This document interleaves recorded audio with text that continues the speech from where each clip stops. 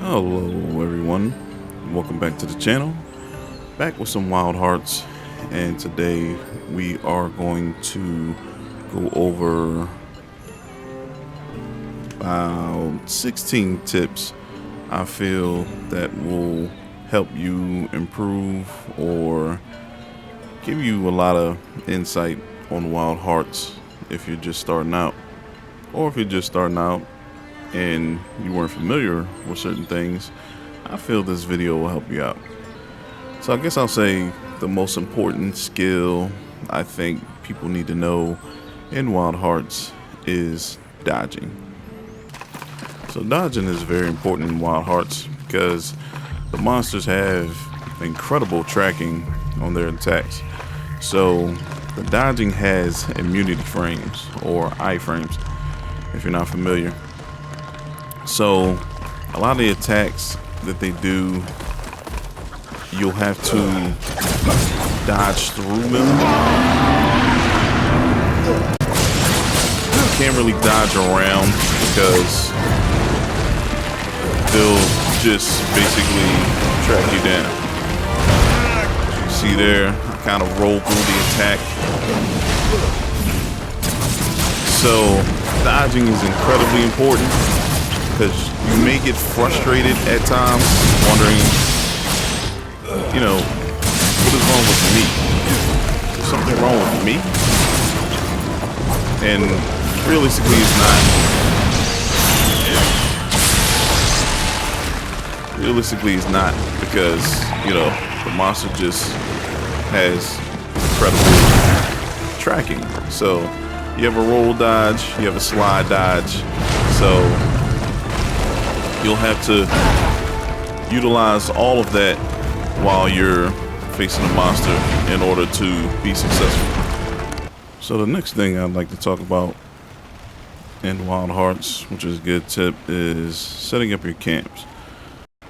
So camp setup is very important because, you know, you can have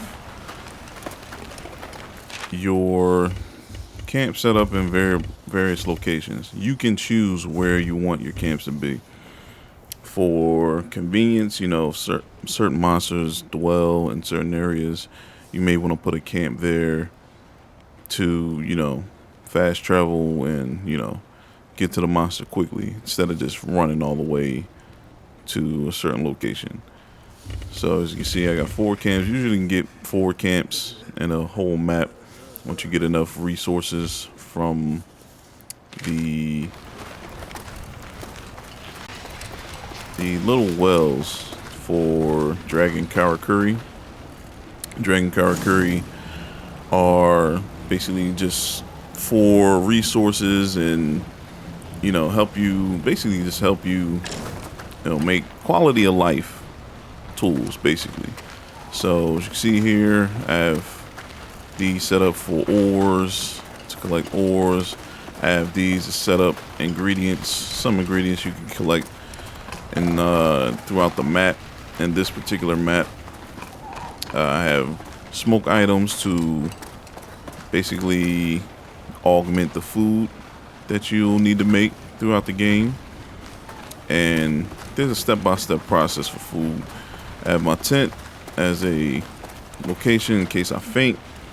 If I faint near a certain place, I can just go to a certain camp. I can pick that out. I have my satellite. Pull this down. This will give you a layout of where all the monsters are. So it's important to have that at each base camp that you make. Basically have a tent set up, your satellite to track the monsters, a workbench, forge, or what have you. So you can, you know, change your equipment depending on the monster. If you're fighting multiple monsters and you want to change your equipment or enhance your equipment, you make a forge. You put this campfire here to enhance your Tsukumo. Tsukumo. I was right the first time. So you can enhance, or, you know, pick, you know, whatever monster you want to fight from your campfire. You don't really need to use the campfire too much other than enhancing your Tsukumo. You can just basically press the center button, it'll open a map for you, and you can, choose your quest that way. So, setting up a camp, basically having things processing and working for you while you're hunting is essential in Wild Hearts. So the third tip I would like to talk about is weapon choice. Weapon choice is obviously very important because that is the weapon you're going to be comfortable with fighting all the variable monsters that you will encounter. So having a solid weapon choice, even if you choose to go with multiple weapons, learning how to use them, their mechanics is extremely important. Minato has a training bear, as you can see right here, so you can practice on your combos. It has a tutorial system so you can learn the combos and know what attacks you'll be using against certain monsters. So you'll be really equipped to fight the monsters when you go out there. You'll learn the weapon mechanics, as I'm using the Call Blade. Let me set this thing up here. It's easy to set up, weapon gauges, because I believe each weapon has a gauge. You can set it to max. You can set up the training bear pose, whether it's on all fours or staying on two legs. If it's going to attack, if it's going to face you the entire time. Here are the attack tutorials that you can activate. And critical mode, probably just to see how much damage you can get off on the monster. So, see, once the gears are rolling, the monster is basically training dummy is basically activated once the gears are rolling. So you can just let off your combos and learn all your variable ins and outs. Your attacks using certain Karakuri. What you can get, what you can pull off there. So it's good to know your weapon of choice and practice on the training dummy so you can know what to expect when you go out on a hunt. So number 4 I would like to talk about on my tips is unlocking the Karakuri. So Karakuri has a weapon tree, basically has a whole tree where it'll show you where you can unlock, what you're missing, and what monsters you would have to fight to activate the Karakuri, to unlock the Karakuri. And it has the amount of, I believe you need kimono orbs as well to unlock the Karakuri and Dragon Karakuri. All the Karakuri are in this tree. Dragon and, battle Karakuri. So unlocking all of these is crucial because Karakuri drastically help in the hunt. They help slow monsters down, flinch them, get them out of their comfort zone. If you have, for example, you have a flying Karakuri, you can use the repeater crossbow. One of my favorite fusion Karakuri. And as you can see in the bottom, it tells you what Karakuri you need in order to make this. This basically flinches monsters and knocks monsters out of the air if they're in the air. So it has multiple functions when fighting certain monsters. Well, all monsters actually. As that function with all monsters, so you'll have a way to get in, maybe in case a monster is too active, attacking too frequently. This will flinch a monster so you can get in and start your onslaught. So knowing how all these Karakuri work is very important because they will definitely help you turn the tide of battle. Number 5 I would like to discuss with you in my tips is Tsukumo leveling.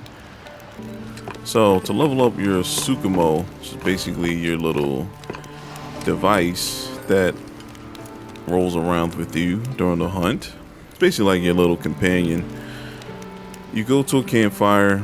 Right now I'm at just the fire at my house, and go to enhance Tsukumo.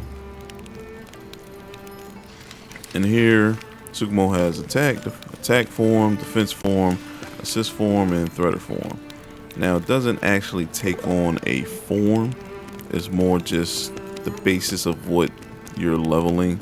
So, basically, if you want your Tsukumo to attack more, you'll level up this. If you want more survivability for it, you'll enhance this. Assist form, if you're low on health, it'll spray a healing mist to gradually restore your health. And threader form helps you to get more Karakuri thread to make more Karakuri during your hunt. While you're hunting, you have to replenish your thread. So having this helps with, getting more thread. It'll just shoot out a bunch of thread.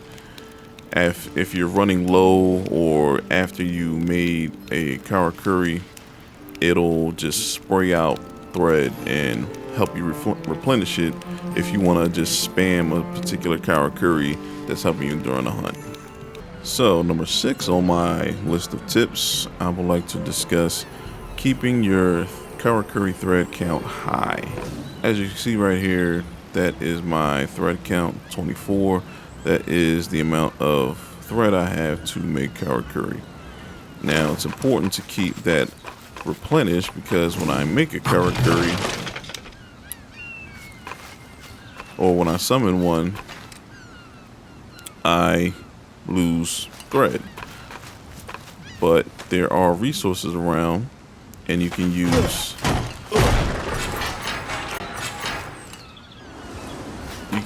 the vision, hunter vision, to find out what you can break down in order to get more thread and replenish your thread count. So fusion Karakuri do take a certain amount of thread in order to make. So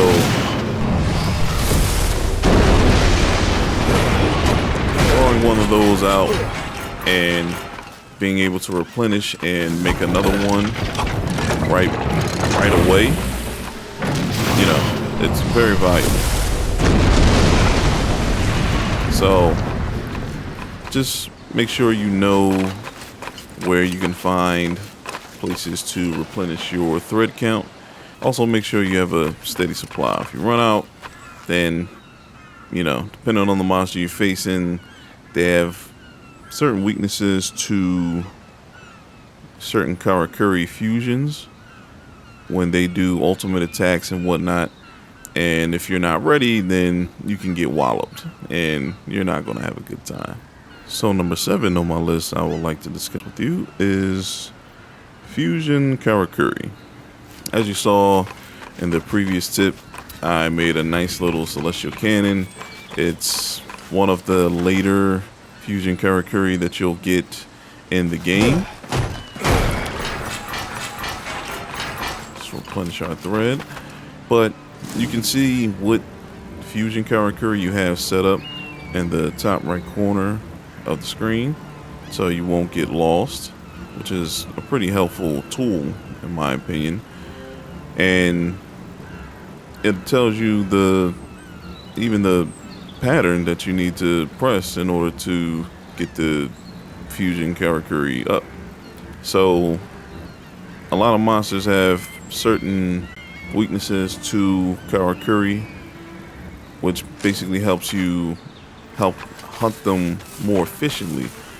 You'll have a monster that likes to charge a lot, so you'll pull up a wall to basically block the charge. Or you have a monster that's, pretty tough and you need to topple it, and you'll put up the celestial cannon to topple the monster.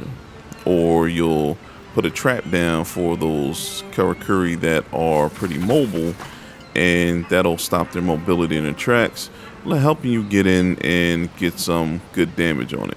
Number 8 in my list of tips is kimono weaknesses. So Wild Hearts has a chart that lists all the monsters. It's called the Cyclopedia, and it lists all the monsters that you'll encounter.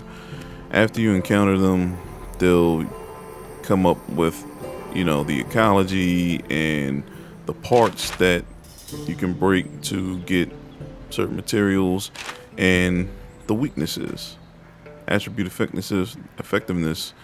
Basically, the more stars, the more effective it is. So, not only just with elements, you have the physical, slash, blunt, or piercing, and you also have status ailments like poison, flame, sleep, frozen, and entanglement. So, learn your kimono weaknesses so you can take them down more efficiently, because they will hit hard and they are very aggressive in this game. And also, as we mentioned the tree in an earlier tip, you'll have certain karakuri that will be effective against certain monsters, and you'll learn that when you unlock those certain karakuri. So you may come down the tree and you'll see the icon of, let's say, a King Tusk. You'll go down the list and you'll see King Tusk icon for a certain Karakuri fusion. That fusion works well against that particular monster. So, as well as the attribute weaknesses, you learn the Karakuri weaknesses of monsters so you can take them down, and you can basically stop a lot of the actions that they're going to do. So, learning both of them is very key in Wild Hearts. So, number 9 on my list of tips is food prepping. So, food prepping is extremely essential because it gives you variable boosts in the game that you may need to take down maybe a monster that you're having difficulty with. Maybe your base stats and your base damage isn't good enough. So, food items are very important because they give you variable health boosts and damage boosts in the game. So, we will take, for example, let's see, let's take one of these out. We have, yes, that'll work.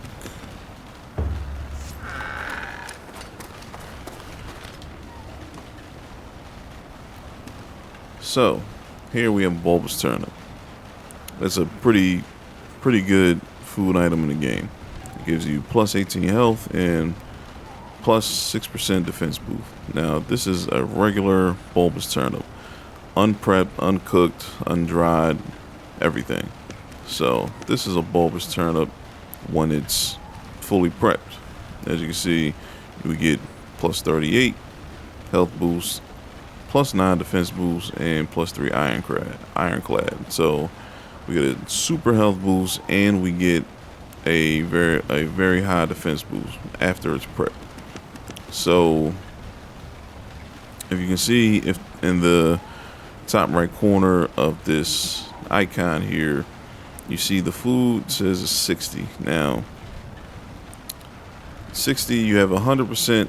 You have 100 points till you're maxed in Wild Hearts to eat food to boost your stats up. So, if we eat this turnip, we use 30 points because that's the amount of points that it takes to eat this. That's how many points it'll consume once we eat it. So 30 out of 100, we can eat 3 of them.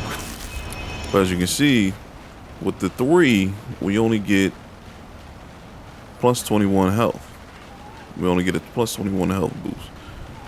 That's because the food's not prepped.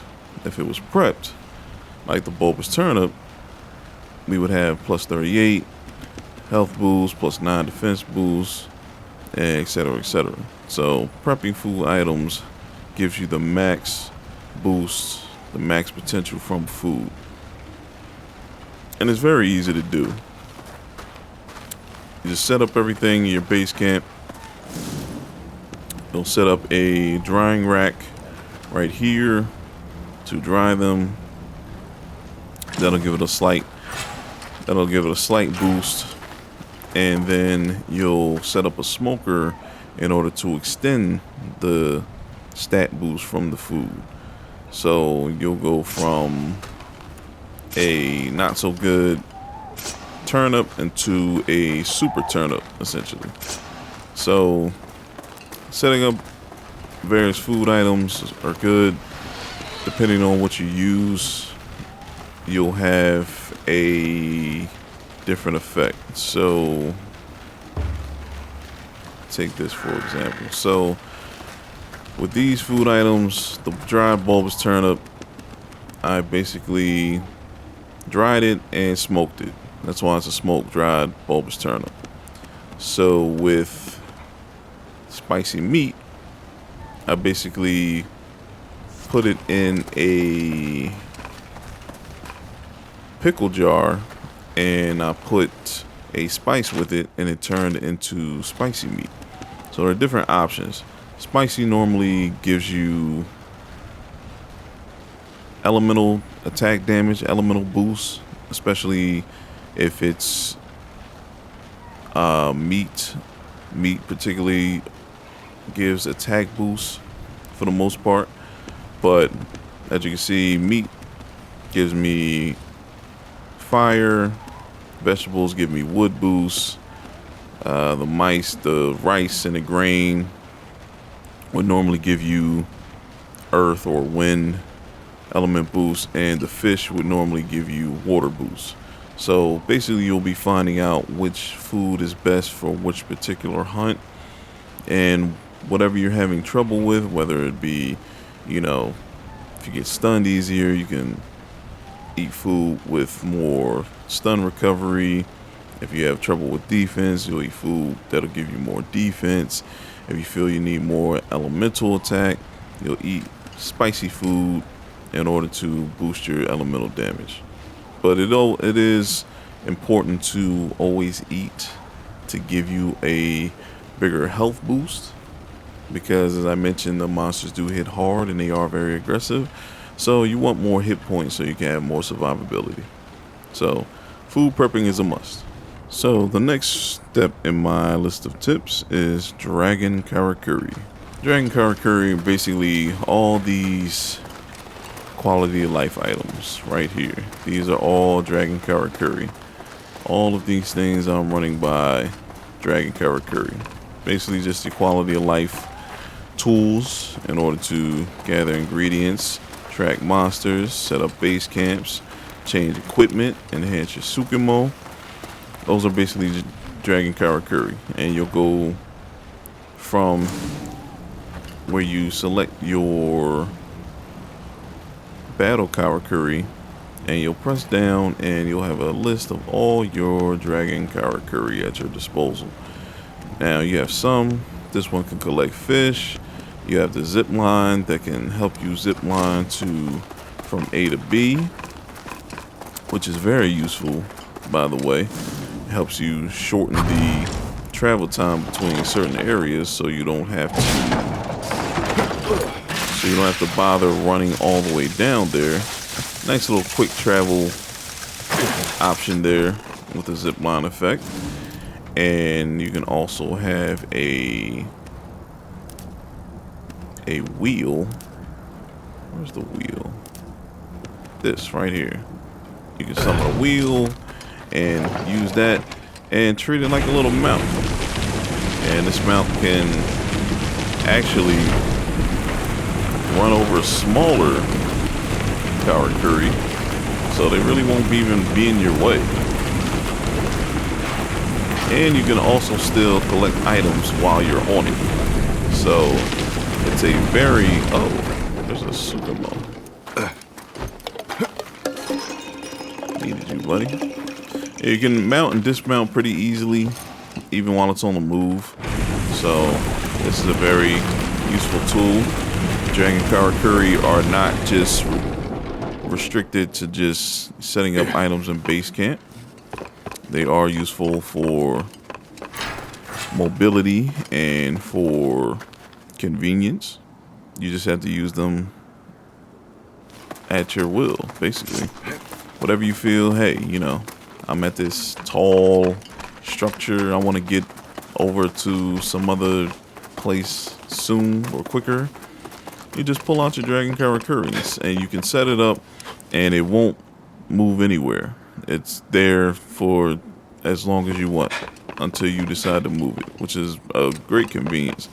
If you see a high place that you're basically trying to get to, you can summon a wind portal to make you fly high in a higher position so you can get over to a certain place. So Dragon Karakuri, use them. They're basically your best quality of life tool in the game.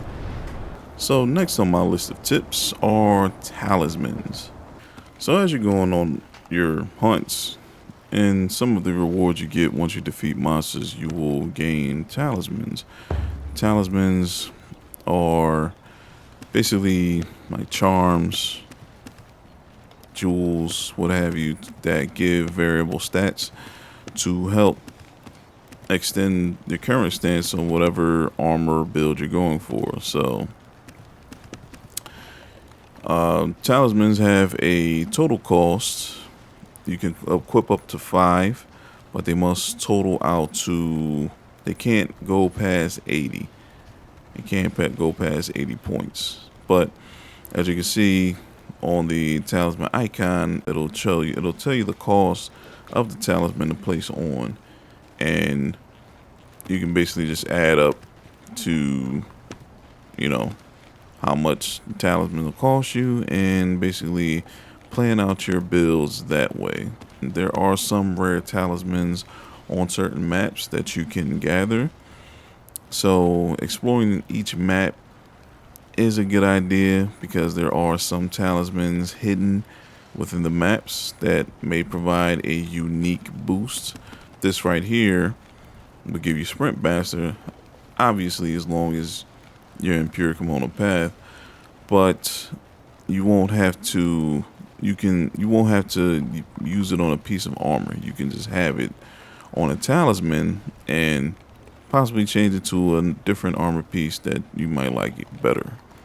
So next on my list of tips, I would like to talk about armor. Armor, you'll basically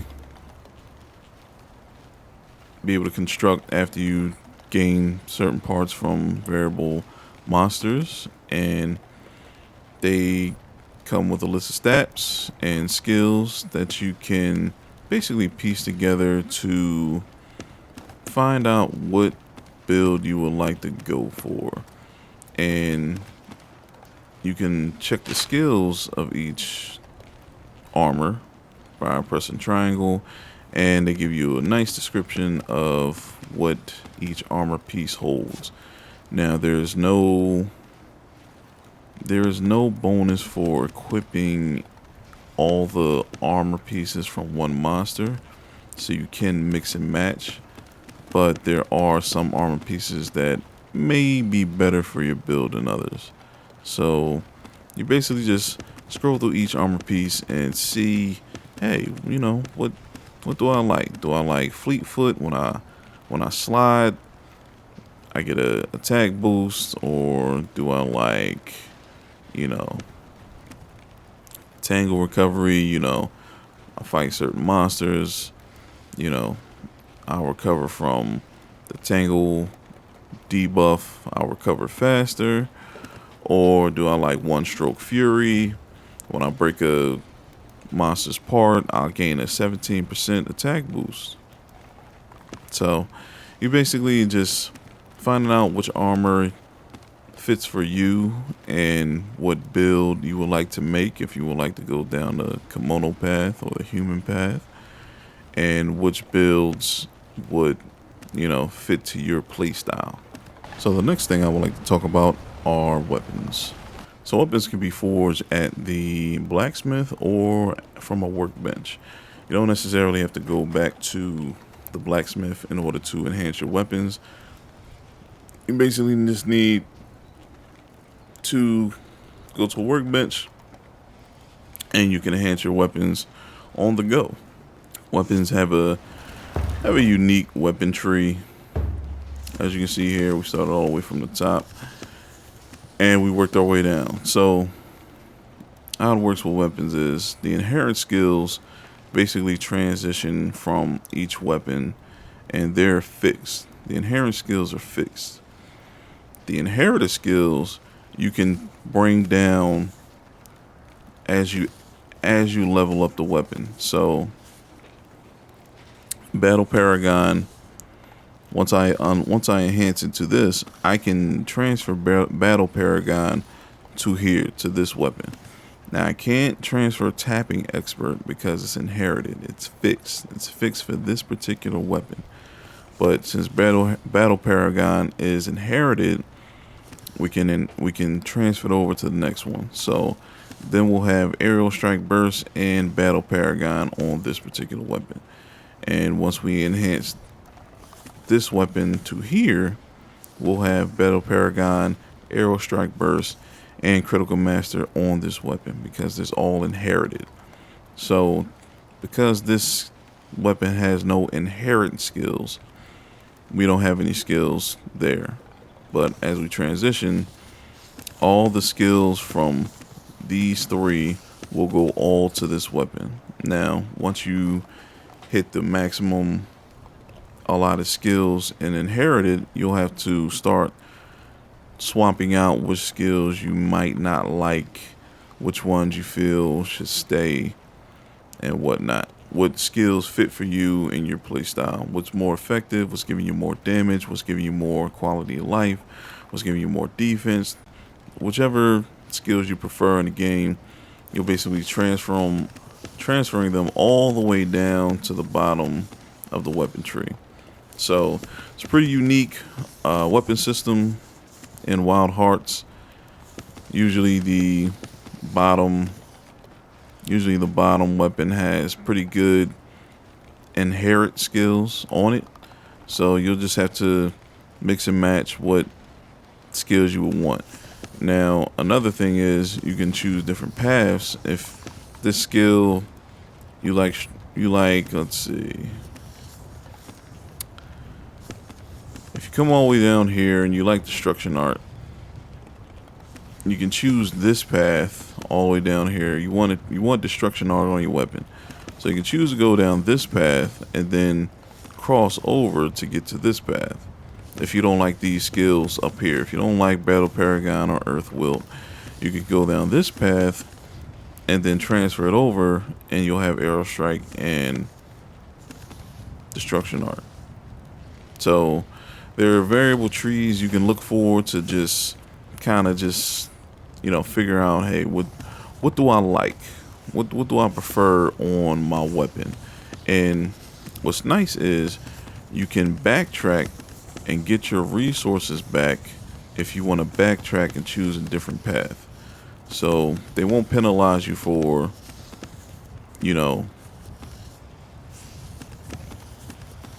going backwards because you like a particular skill that's different. Say I like reutilization. I can take this weapon path backwards, get my resources back, upgrade the weapon path to here to get reutilization and enhance it back down to here. So learn the weapon tree, learn your weapon paths, the skills that you like, and try to get them all paired in the weapon that you prefer, and use the weapon tree to your advantage. Now, next on my list of tips are creatures. You have creatures in the game that you'll notice, little small buggy creatures, and they have their own list as well, and they'll tell you what you can get once you put them in a pen. Once you capture these small creatures and you develop a pen or a cage to house them, eventually they'll drop little items for you. So depending on the creature, you can get money, like these large birds, they'll give me money. This little fox gives me food items. The bugs can give me nectar to basically process food with to make certain foods, enhance certain foods. And you'll notice the little creatures as you go along in the game. Collect them, easier than collecting Pokemon. You just run up and just grab it. You know, they don't really have much of a choice. So, see this little guy right here? They'll run from you, but once that catch icon comes up, bam, it's caught. So, creature's yours now. You just have to house it and get, you know, whatever it gives you. And along with the small creatures, you'll have small kimono as well. Now, some of the small kimono, you don't have to kill all of the small kimono, because some of them may have items that you need in order to enhance your gear as well. So, for small kimono, let's see if we can find one. So, you'll basically try to sneak up on them, and you'll have the option to slay or pet. Now, if you pet one, you'll see a little item drop out right here, and I might be out of, I'm out of, I just decided to eat it. You collect it, and he gave me monkey liquor. So monkey liquor is, as you can see, it's a little item to help enhance food. So, you know, some of the monsters, some of the smaller monsters that you pet, it may backfire. Usually the lizards, because they're not, you know, they're a little hostile. So they'll kind of poison you or attack you if you try to pet them, because, you know, they don't roll like that. So my last and final tip for my top 15 tips video is Minato. So Minato is basically the main hub in Wild Hearts. You have the map of Minato. You can quick travel to anywhere, almost anywhere in the map. And this is where you can request for other hunters to join your hunt. You'll have other hunters come in and ask you to take on certain monsters in their own world, which can help them out there. You have a bathhouse, which you can come to slightly increase your health pool, and it's basically where you get all of your quests. There's no other place where you will have to go to get quests. Everything is done in Minato. So you can't die in Minato, really, as far as I know. Like, you can jump in the water and just basically get carted back to somewhere, but Minato is basically the main hub. You can set up certain things in Minato, like food prepping items and pet places to put your pets and whatnot. You can do that, but you don't necessarily need to. I think it's better to just utilize the camps and all the hunting areas, since you can just fast travel through all of them. But it is useful to set up some prepping stuff, you know, just as another place to have, you know, items and whatnot. The resource collections won't work because there are no resources to collect in Minato, but you can set up, you know, dry racks and smokers and fermenters and pickle jars to help process your food items. But just beware, it's a word of warning, when you face the Amaterasu, at least from my experience, after you defeat the Amaterasu, any food items you had prepped or stored in Minato will disappear. I don't know if that was a bug. I don't know if it's fixed, but that's another reason why I say just prep your food items in the camps, so you won't have to face the problem that I had. But in Minato as well, you'll have a merchant to buy food items.